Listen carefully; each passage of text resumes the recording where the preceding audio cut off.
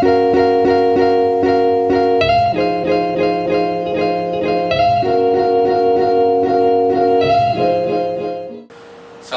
warahmatullahi wabarakatuh. Pemirsa yang saya muliakan, kali ini saya ingin sharing mata kuliah Ekonometrika 1 ya, yang biasa kami sampaikan di IPB, di Departemen Ilmu Ekonomi. Topik yang ingin saya sampaikan adalah berkaitan dengan model dengan ubah dummy. Ya. Model dengan ubah dummy ini biasanya kita berhadapkan dengan variabel kualitatif ya, atau kadang-kadang disebut juga variabel kategori ya, baik itu skala pengukurannya nominal maupun ordinal ya. Cara menduga atau menganalisisnya ini sama saja seperti model biasa ya, seperti model biasa ya. Hanya mungkin barangkali nanti kita perlakukan ubah kategori ini dengan yang namanya ubah dummy. Nah, sebelum kita memodelkan, biasanya kami mengingatkan ke mahasiswa, coba dulu bagaimana pola data ini. Misalkan data yang akan kita analisis adalah sebagai berikut, ya, misalkan mau menduga harga rumah, ini harga rumah ada sekitar 30-an, ya kan? 30 rumah, kemudian ini ukurannya adalah ukuran 21, ukuran 45, ukuran 70, 90, 120. Namun di sini rumah ini ada yang di lokasi yang baik, lokasinya yang baik, ada juga lokasinya yang biasa. Ya, katakanlah relatif real estate, katakanlah ini yang katakanlah yang biasa saja. Nah, kalau kita lihat plot data, ini cenderung lokasi yang baik, harganya relatif lebih tinggi ya, dibandingkan rumah yang lokasinya biasa saja. Ya. Nah, kalau sudah kita membuat scatter plot seperti ini, berarti kemungkinan yang mempengaruhi harga rumah ini bukan hanya saja ukuran tadi, ya, yang katakanlah dalam ukuran meter persegi, tapi juga mungkin yang dipengaruhi oleh lokasinya. Ya, kalau lokasinya baik, cenderung harganya tinggi. Kalau yang biasa, cenderung harganya rendah. Oke. Nah, katakanlah misalkan saja modelnya seperti ini ya. Jadi kalau dengan ubah dummy di sini, Y ini adalah nilai rumah atau harga rumah, kemudian ini intercept. Ini adalah ukuran rumah dalam meter persegi, ini harga dalam ratusan ribu, kemudian ini adalah lingkungan rumah, ya, lokasi tadi. Nah, kalau misalkan saja lokasi rumah ini kita berikan ID katakanlah 0 untuk biasa, 1 ini untuk baik, ya, kadang-kadang orang menuliskan simbol X ini dengan D, ya, karena ini mengukur yang baik, kadang-kadang juga dituliskan D yang baik, karena kadang-kadang di dalam model bisa saja ubah kualitatif ini lebih dari satu, ya, bisa lokasi, ya, bisa juga mungkin di tempat Jawa dan luar Jawa, sehingga mungkin dummy-nya bisa lebih dari satu. Jadi kadang-kadang harus dicirikan, ya. Karena ubah dummy ini kadang-kadang juga disebut sebagai ubah indikator. Jadi kalau kita buat satu ini baik, berarti ini untuk mengindikatorkan, ya, untuk mengindikasikan lokasi atau lingkungan rumah yang baik.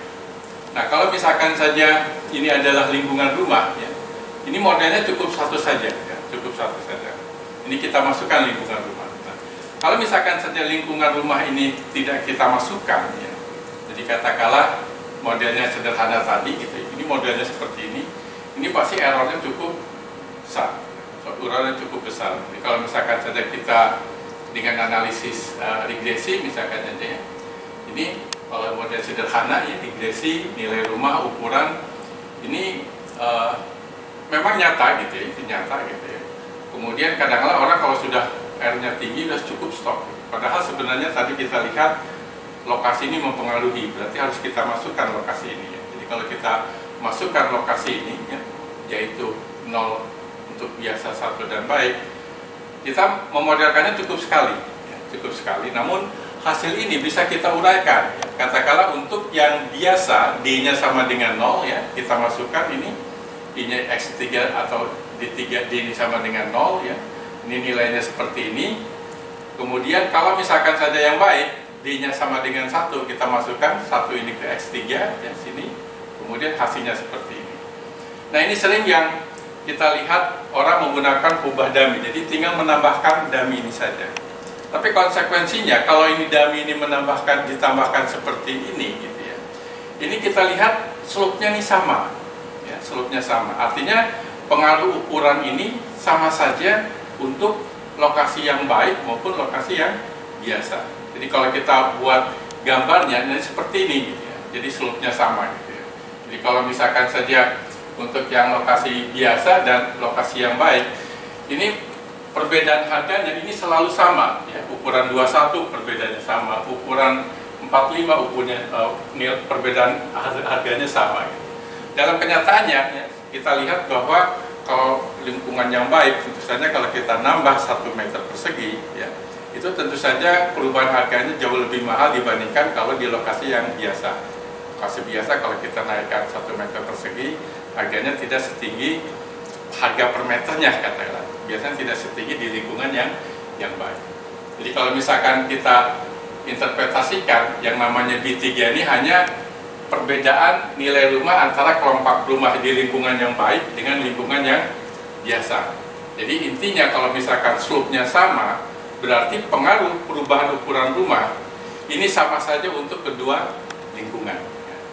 Jadi kalau misalkan kita buatkan model regresinya ini, kita tambahkan misalkan saja nilai rumah dan ukuran, kemudian ini lokasi, ya, ini eksak ada 2 ukuran dengan lokasi, kita masukkan, ya, dua-duanya nyata ya, baik ukuran maupun lokasi signifikan, dan ini menambah R kuadratnya, ya, dari 77% menjadi 96,91%. Dan biasanya orang kalau sudah begini, sudah tinggi, ya, kemudian ini signifikan, langsung berhenti gitu, bahwa ini model yang terbaik. Tapi bagi kita kalau kita lihat ya datanya tadi, ya kelihatannya slope-nya ini bisa beda, gitu. Slope-nya bisa beda. Artinya kalau kita nambah 1 meter di lingkungan biasa dan lingkungan yang baik, ini tentu saja berbeda. Penambahan harganya, harga per meternya berbeda. Nah kalau misalkan saja berbeda, ya, bagaimana kita cara menanganinya? Cara menanganinya adalah kita memasukkan interaksi, ya, kita memasukkan interaksi.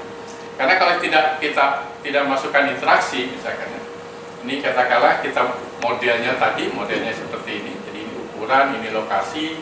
Jadi perbedaannya ini kalau lokasinya ini yang biasa 0, ya, maka modelnya yang ini, ya, 2742 ini sama, slope-nya ini sama.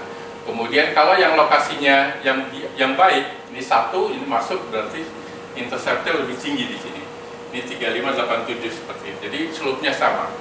Nah, biasanya kalau kita ingin tahu apakah model ini sudah baik atau tidak, nah salah satu cara biasanya ya untuk melihat apakah ini sudah baik atau tidak, saya biasanya ke mahasiswa dalam seni membangun model, kita lihat komponen error ini sebenarnya sumbernya banyak.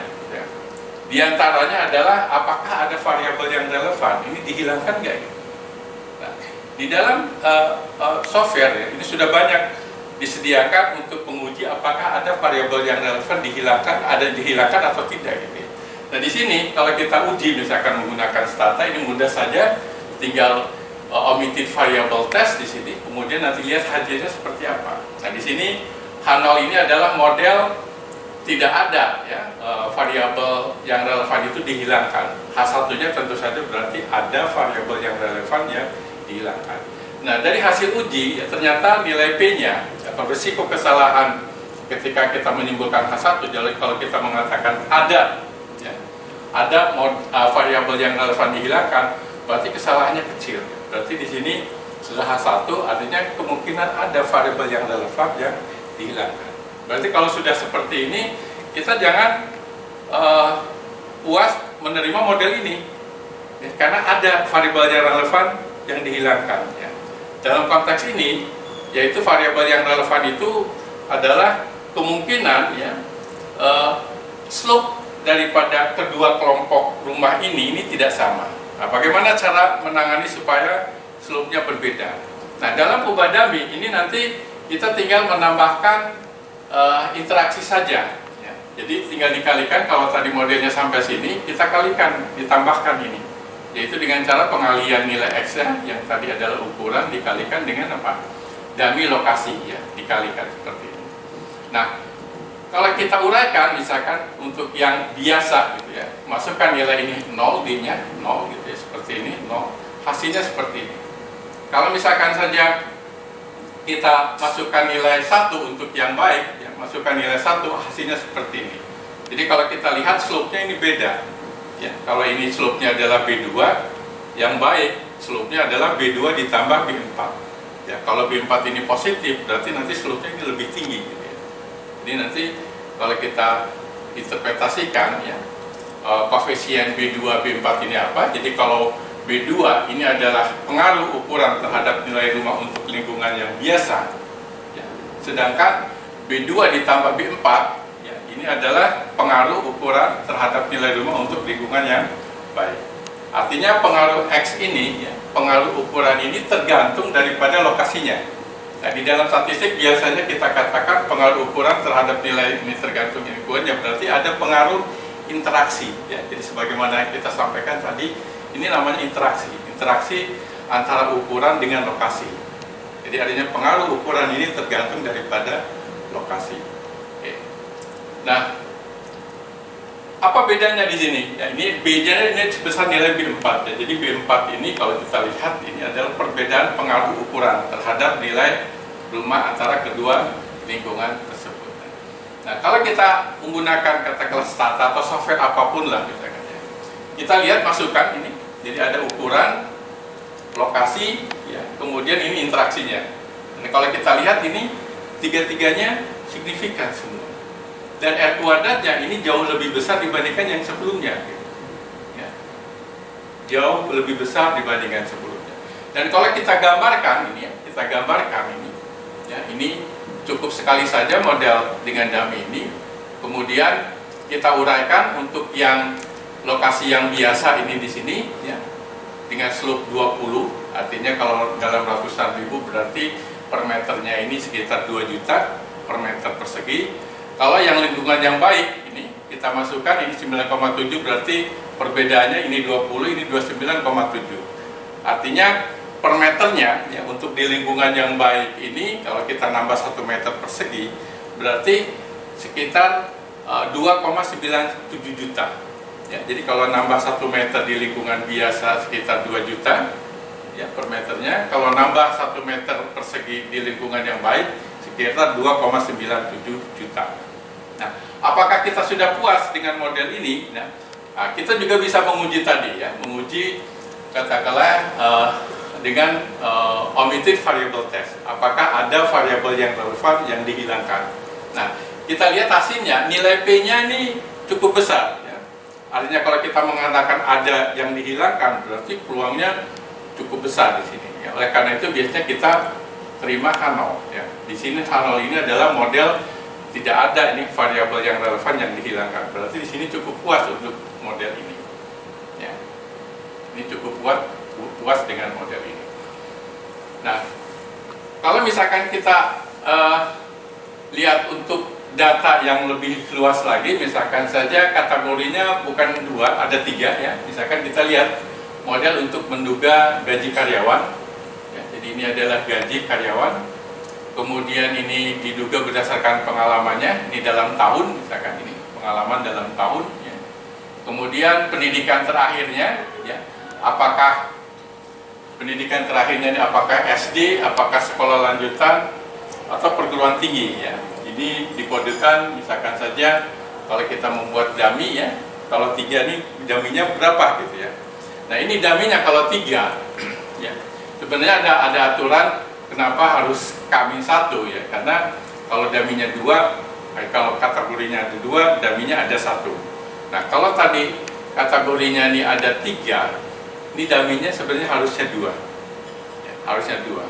Kenapa? Karena kalau kita paksakan hanya 1 dummy saja, katakanlah buat kategori SD 0, sekolah lanjutan 1, perguruan tinggi ini 2. Nah, kalau kita masukkan nilai ini, ya, misalkan ini pendidikan, ini 0, ini 1 dan 2 kita masukkan, ini yang 0 kita masukkan ke sini, yang sekolah lanjutan 1 kita masukkan sini, kemudian yang perguruan tinggi, ya, 2 kita masukkan di sini, dan hasilnya, ya, hasilnya di sini perbedaan interceptnya antara misalkan berapa perbedaan gaji antara SD dan sekolah lanjutan kalau ukurannya sama, ini perbedaannya B3, ya, perbedaannya B3.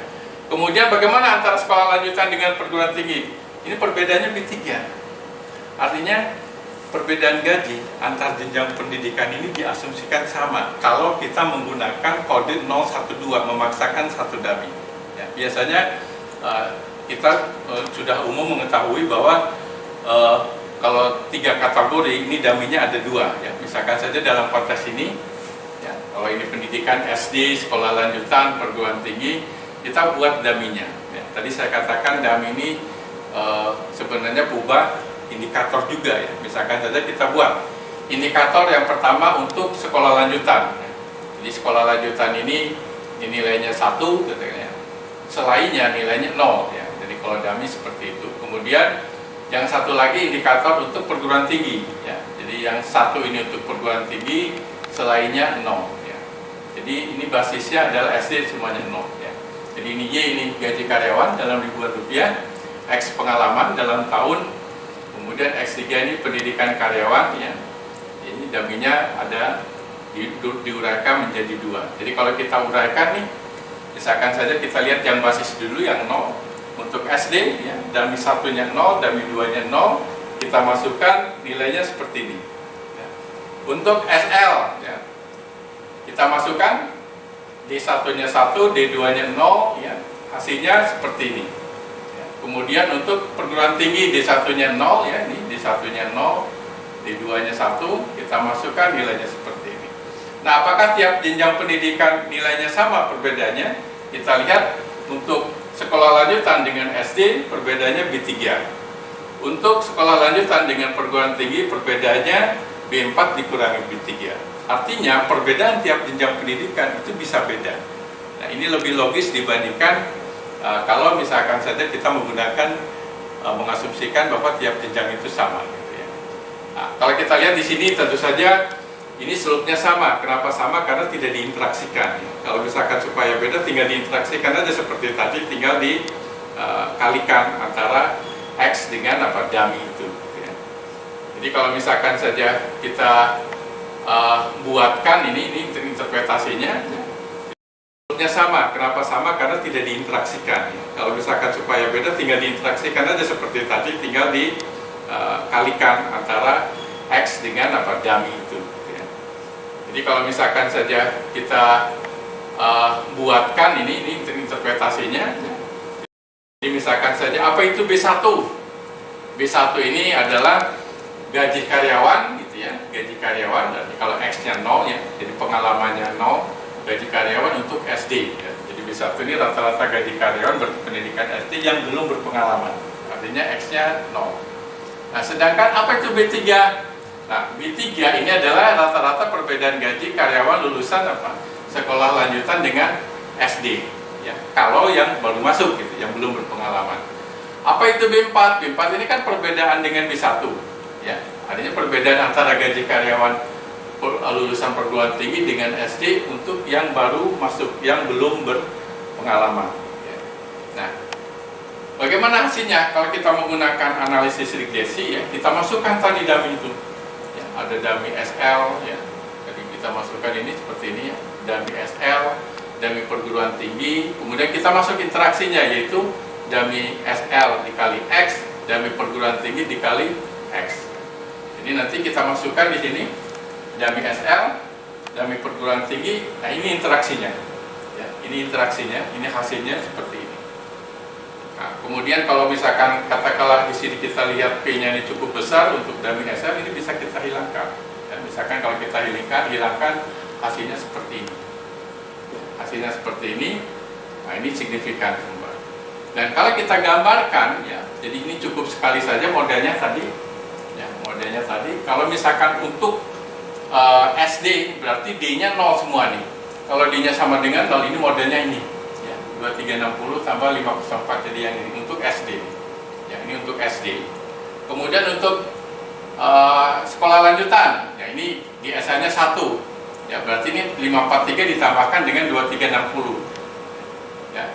Jadi kalau kita lihat, oke, di SL-nya di sini, di SL-nya nggak ada ya, berarti nggak masuk, adanya di PT, berarti perbedaan interceptnya ditambah 2360 tambah 1671, berarti ini 4031. Tapi untuk tadi di SL-nya dibuang, berarti interceptnya ini sama.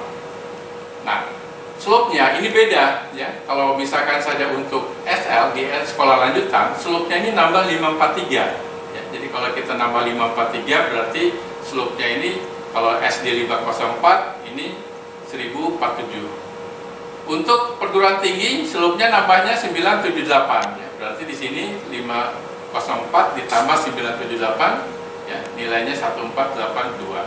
Jadi kalau kita lihat ini slope-nya beda. Artinya kalau misalkan karyawan nambah 1 tahun, kalau dia lulusan SD, nah ini kenaikan gajinya seperti ini slope-nya. Tapi kalau misalkan saja lulusan sekolah lanjutan, ini lebih tinggi lagi setiap tahun. Ya, jadi setiap tahun itu kenaikannya lebih tinggi lagi. Untuk perguruan tinggi, nambah 1 tahun, nah, kenaikan gajinya jauh lebih tinggi lagi. Dan ini lebih logis kalau kita memasukkan interaksi ini. Ya. Nah, seringnya kalau kita lihat banyak orang memasukkan dummy ini tinggal dummy SL ditambah dummy perguruan tinggi tanpa interaksi. Nah, kalau kita uji lagi misalkan dengan omitted variable test, nah ini juga hasilnya ternyata P-nya cukup besar. Ya. Artinya ini sudah cukup baik, tidak ada variabel yang relevan yang dihilangkan di dalam model ini. Ya. Nah ini barangkali untuk penggunaan model dummy. Sebenarnya ini sangat menarik ya, bagaimana kita menggunakan suatu software ya, untuk menganalisis model dengan perubahan dummy ini, baik dengan tanpa interaksi dan dengan interaksi. Ya. Tapi ini waktunya akan cukup lama. Biarlah nanti kita jelaskan dalam sesi yang lain. Mungkin itu saja, mudah-mudahan bermanfaat ya. Sampai ketemu di sesi berikutnya. Terima kasih. Assalamualaikum warahmatullahi wabarakatuh.